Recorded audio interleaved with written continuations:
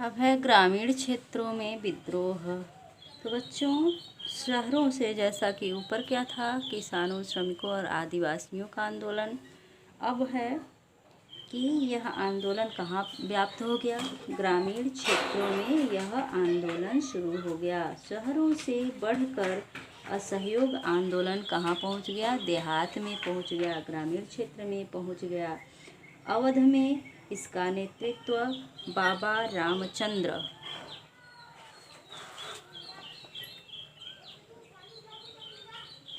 अवध में किसने किया, बाबा रामचंद्र ने किया, जो कि एक गिरमिटिया मजदूर थे। क्या थे? गिरमिटिया मजदूर। ये गिरमिटिया मजदूर के तौर पर मजदूरी कर चुके थे। कौन? बाबा रामचंद्र। और इन्होंने क्या किया, अवध में किसानों का नेतृत्व किया। किसानों का नेतृत्व कर रहे थे जो पहले कहाँ पर गिरमिटिया मजदूर के तौर पर कार्य कर चुके थे। फिजी देश का नाम है बच्चों, फिजी। क्या नाम है? फिजी। यह किसका नाम है? देश का नाम है। और गिरमिटिया मजदूर किसे कहते हैं? उस समय अंग्रेज सरकार यहाँ लोगों को एक एक रोटी के लिए तरसा दी थी। मतलब इतनी गरीबी, इतनी दरिद्रता आ गई थी कि रोज रोटी के लिए लोग तरस रहे थे। एक एक रोटी के लोग मोहताज हो गए थे। तब ब्रिटिश सरकार क्या करती थी कि अनुबंध के तौर पर यहाँ के लोगों को मजदूर बना करके अन्य देशों में भेजती थी, जहाँ पर ये कार्य करने जाते थे। इन्हें गिरमिटिया मजदूर कहा जाता था। अर्थात विदेशों में कार्य करने वाले मजदूरों को गिरमिटिया मजदूर कहा जाता था। तो बाबा रामचंद्र क्या थे? फिजी में गिरमिटिया मजदूर के तौर पर काम कर चुके थे। और किसानों की मांग थी कि लगान कम किया जाए। अवध में क्या मांग थी किसानों की? लगान कम किया जाए। यह मांग किसकी थी? किसानों की थी। कहाँ पर थी बच्चों? अवध में।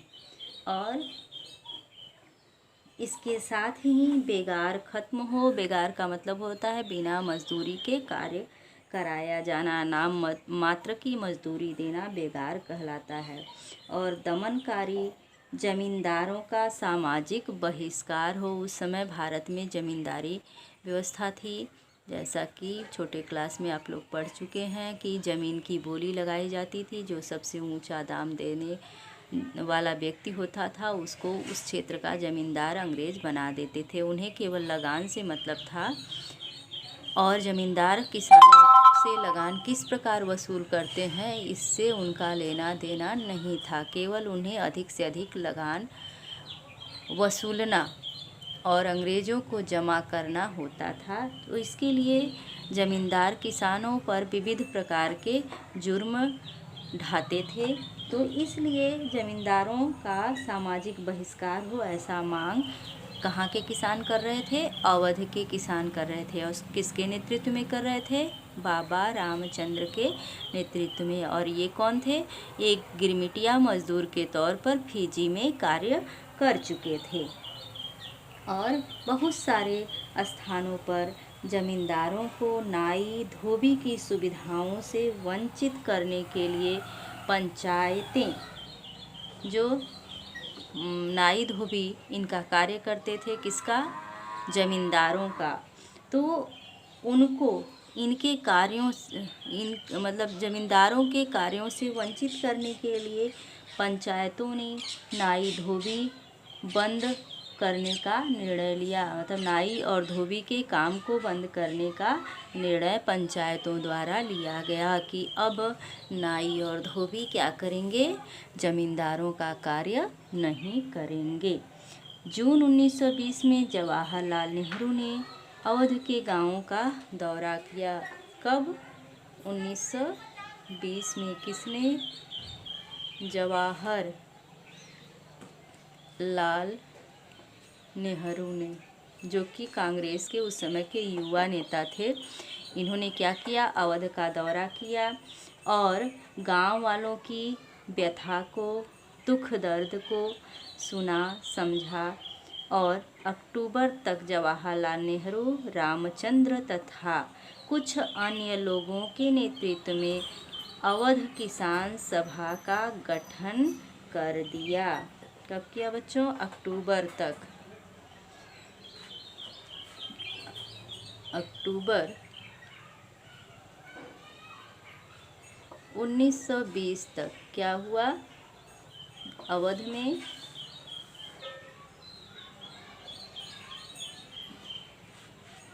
किसान सभा का गठन।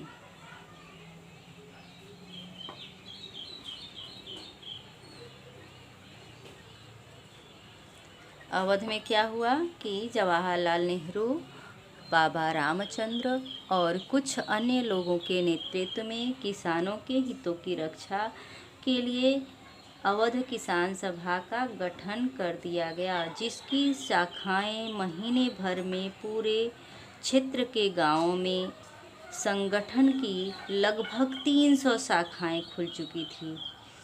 तब किसकी शाखाएं? किसान सभा। इसकी शाखाएं महीने भर के अंदर पूरे क्षेत्र में खुल गईं, जिनकी संख्या लगभग कितनी हो गई? 300। किसकी संख्या? किसान सभा की।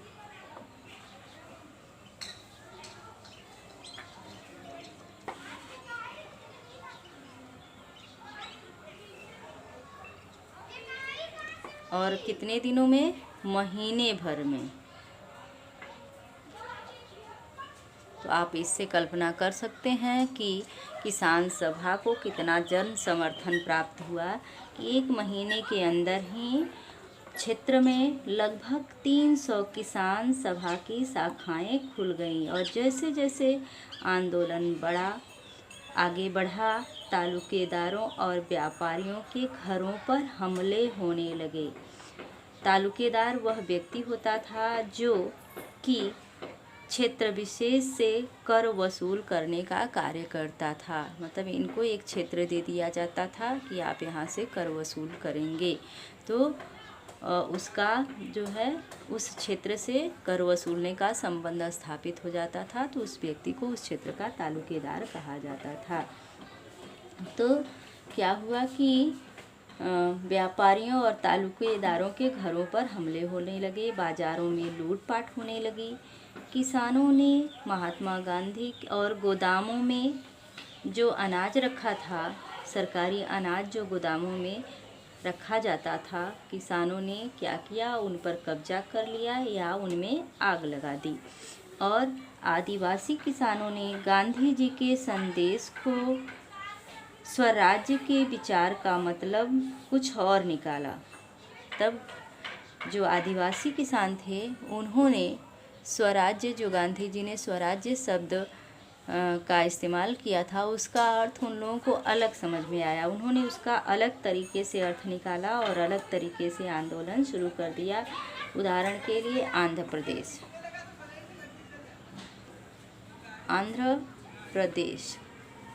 आंध्र प्रदेश में क्या हुआ कि गुडेम पहाड़ियों में,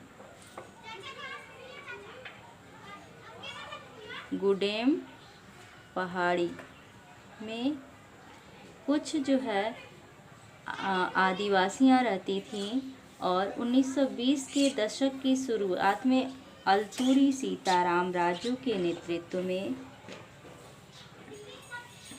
1920 के दशक में अल्तूरी सीताराम राजू, ये कौन थे?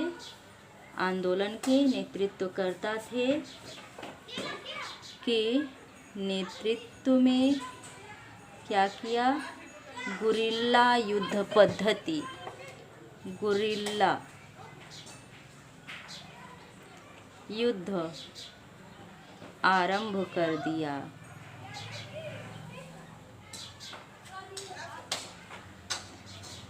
क्या किया बच्चों कि जो आंध्र प्रदेश के गुडेम पहाड़ियों में 1920 के दशक की शुरुआत में वहाँ के निवासियों ने क्या किया कि अल्तूरी सीताराम राजू के नेतृत्व में उग्र गुरिल्ला आंदोलन शुरू कर दिया। गुरिल्ला आप सभी ने सुना होगा। गुरिल्ला एक ऐसा जानवर होता है जो अपने शिकार पर छुप करके वार करता है, यानी यह छुपा रहता है, जैसे ही शिकार सामने आता है उस पर झपट पड़ता है और फिर अपना शिकार करके फिर वापस छुप जाता है। तो इसी तरह से ये पहाड़ियों में रहने वाले जो जातियां थीं उन्होंने क्या किया, आदिवासी जातियां की गुडेम पहाड़ियों में रहने वाली अल्तूरी सीताराम राजू के नेतृत्व में इसी तरह से गुरिल्ला युद्ध पद्धति का इस्तेमाल करते हुए अंग्रेजी सामानों को लूटना, अंग्रेज़ों को परेशान करना शुरू कर दिया। और फिर आगे क्या हुआ, वे असहयोग से क्या थे, प्रेरित थे। कौन? सीताराम राजू। वे चोर डाकू नहीं थे बच्चों, वे भी गांधी जी के अनुयायी थे और उनके असहयोग आंदोलन से प्रेरित थे। गांधी जी का गुणगान किया करते थे और गांधी जी के जो खादी पहनने का आदेश था उसका पालन करते थे, उनको महान बताते थे और शराब छोड़ने के लिए लोगों को अपने क्षेत्र में प्रेरित करते थे, खादी पहनने के लिए प्रेरित करते थे। साथ ही उन्होंने यह दावा भी किया कि भारत अहिंसा के बल पर नहीं, केवल बल प्रयोग से ही आज़ाद हो सकता है। मतलब ये गांधी जी के भक्त होते हुए भी इन्होंने क्या कहा कि केवल अहिंसा से नहीं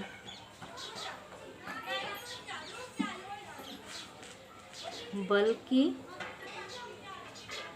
बल प्रयोग से क्या होगा कि बल प्रयोग से ही भारत आज़ाद हो सकता है। ऐसा किसने कहा? सीताराम राजू ने। कौन था ये? आंध्र प्रदेश के गुडेम पहाड़ी में रहने वाला था। इसने क्या कहा? और महात्मा गांधी का भक्त होते हुए भी इसने यह उद्गार दिया कि केवल अहिंसा के माध्यम से नहीं बल्कि बल प्रयोग से ही भारत आज़ाद हो सकता है। और फिर क्या हुआ कि गुडेम विद्रोहियों ने पुलिस थानों पर हमला शुरू कर दिया और इस विचारधारा से, किस विचारधारा से? बल प्रयोग की विचारधारा से प्रेरित होकर के इन लोगों ने क्या किया, गुडेम पहाड़ी लोगों ने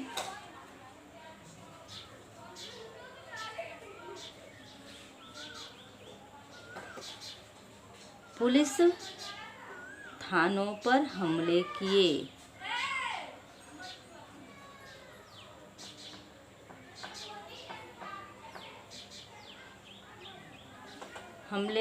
और ब्रिटिश अधिकारियों को मारने की कोशिश।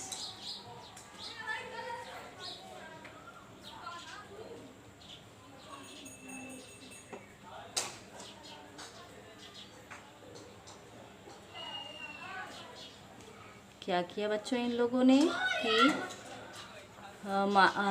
पुलिस थानों पर हमला करना शुरू कर दिया, ब्रिटिश अधिकारियों को मारने की कोशिश की और फिर जो आप लोग कल्पना कर सकते हैं कि क्या होगा।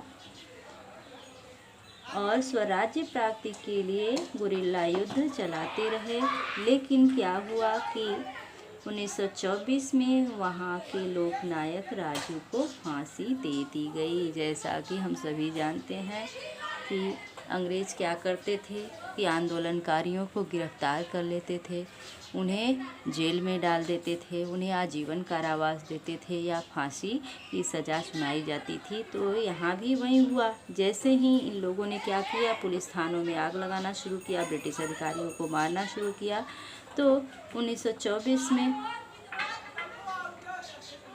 क्या हुआ कि इनके नेता अल्तुरी सीता रामराजू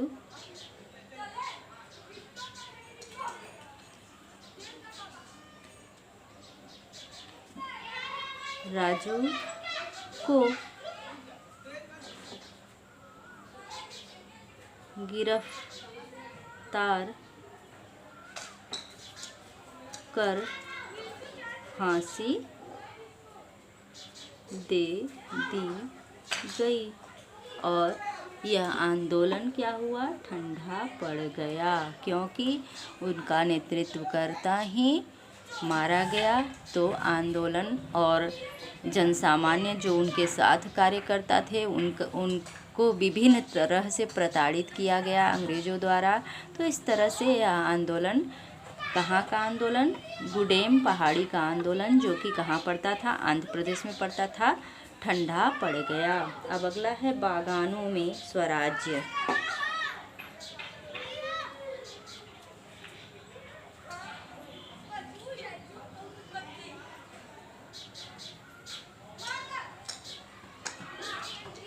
अब बच्चों, बागान मजदूरों ने स्वराज्य के अर्थ को किस प्रकार लिया, इस विषय में भी जान लीजिए कि असम बागान मजदूर किस में काम करते हैं, बागानी खेती में, जिसमें मुख्यतः उस समय क्या होता था, चाय के बागान। तो चाय भारत के किस राज्य में अधिक होता है, आप सभी जानते हैं, असम राज्य में होता है। तो असम के बागानी मजदूरों के लिए आज़ादी का मतलब यह था कि वे उन चार दीवारियों से जब चाहें वह आ जा सकते हैं जिनमें उनको बंद करके रखा गया है। तो क्या हुआ था कि बागानों में काम करने वाले मजदूरों को बंधक बना करके रखा जाता था। और किसके तहत रखा जाता था, 1859 में 59 में एक अधिनियम बनाया गया था जिनका नाम था इनलैंड इमिग्रेशन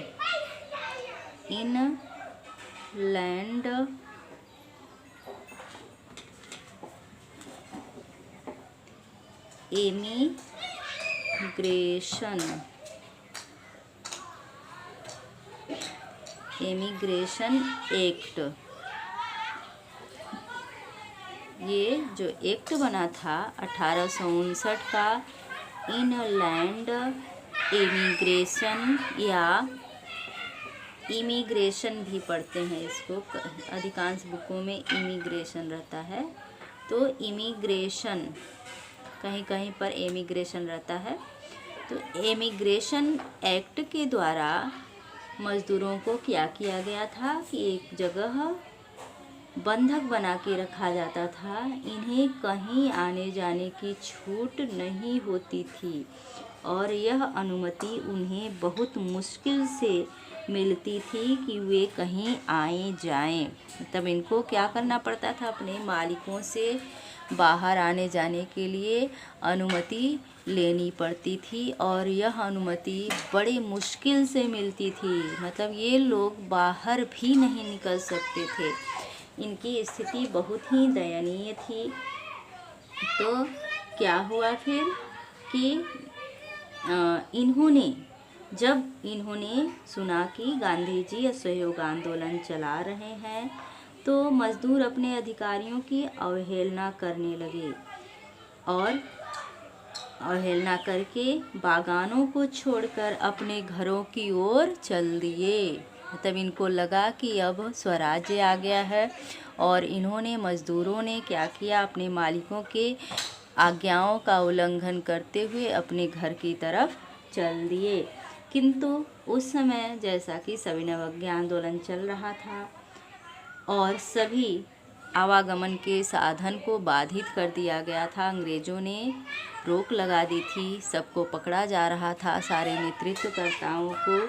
तो क्या हुआ कि इनको भी ये निकल तो लिए, वहाँ से बागानों से बाहर निकल लिए और इनको लगा कि हम अपने गांव जाएंगे, हमको ज़मीन मिल जाएगी, क्योंकि स्वराज्य गांधी जी का स्वराज्य स्थापित होने जा रहा है, लेकिन वे रेलवे और स्टीमरों की हड़ताल होने के कारण रास्ते में फंस गए। क्यों फंस गए? रेलवे और स्टीमर की हड़ताल क्यों चल रही थी? क्योंकि सविनय अवज्ञा आंदोलन चल रहा था, इसलिए स्टीमर और रेलवे नहीं चल रहे थे। और फिर क्या हुआ कि पुलिस ने इन्हें पकड़ लिया और फिर बुरी तरह से पिटाई हुई। तो बागान मजदूरों को क्या किया गया? पुलिस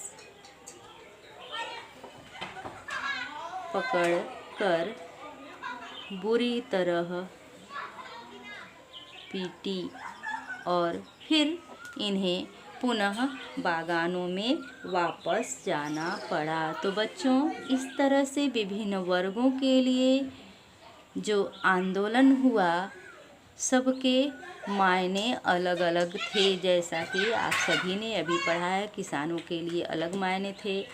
वे अपने करों को कम करने के लिए लड़ रहे थे और अपने मांगों को विभिन्न तरह से मनवाने के लिए लड़ रहे थे। तो बागान मजदूर स्वतंत्र होने के लिए लड़ रहे थे, तो आदिवासी मजदूर अपने अधिकारों के लिए लड़ रहे थे, ग्रामीण क्षेत्रों के लोग अपने अधिकारों के लिए लड़ रहे थे। तो इस तरह से और गांधी जी देश में स्वदेशी आंदोलन चलाने के उद्देश्य से, स्वराज्य प्राप्ति के उद्देश्य से सविनय अवज्ञा आंदोलन चलाए थे। तो सबके इस आंदोलन के क्या थे? सभी वर्गों के अलग अलग प्रभाव थे। सभी वर्गों ने अलग अलग तरीके से लिया। इस प्रकार यह आंदोलन पहले तो तीव्र गति से आगे बढ़ा, किंतु पुनः स्थगित हो गया। और स्थगन का प्रमुख कारण था चौरी चौरा में हिंसा हो जाना। इसके बाद जलियांवाला बाग हत्याकांड होना। तो ये सब जो घटनाएं थी जलियांवाला बाग हत्याकांड ने, जहां इस आंदोलन को गति प्रदान किया, सहयोग आंदोलन को, सविनय अवज्ञा आंदोलन को, एक एक आंदोलन की गति बढ़ती गई। वैसे ही क्या हुआ कि कुछ ऐसी घटनाएं भी हुई जो आंदोलन की गति को धीमा करने में योगदान दी। जैसे चौरी चौरा कांड के बाद असहयोग आंदोलन का स्थगन हो जाना, फिर 1931 में गांधी जी द्वारा सविनय अवज्ञा आंदोलन को वापस लेना और गांधी इरविन समझौता करना, पुनः आंदोलन शुरू कर देना, और फिर आंदोलन को विभिन्न वर्गों ने अपने तरीकों से लिया। इस प्रकार इस आंदोलन का सभी वर्गों के लिए अलग अलग मायने थे। अब अगला हमारा टॉपिक है साइमन कमीशन, जिस पर हम अगले वीडियो में प्रकाश डालेंगे।